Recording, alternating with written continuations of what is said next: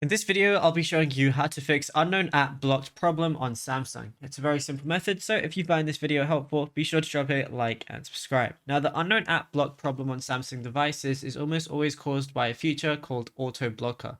Unlike the old install unknown apps toggle, Auto Blocker acts as a master switch that prevents all third-party APK installations, even if you granted permission to Chrome or your file manager.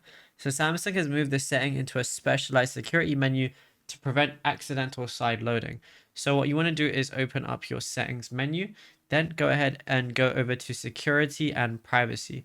Once you go ahead and click on it, find and tap auto blocker. So mine's going to be right there. Once you find it, toggle the switch to off if you haven't already, and you'll be prompted to verify your identity using your fingerprint, face recognition, or PIN.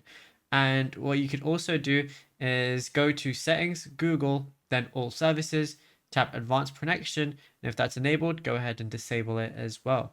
And yeah, it's as simple as that. Now, if you found this video helpful, be sure to drop a like and subscribe, and also be sure to check out all our other tutorials that we've been posting on the channel as well, because there is a lot to go through and you might find something you didn't know about yet.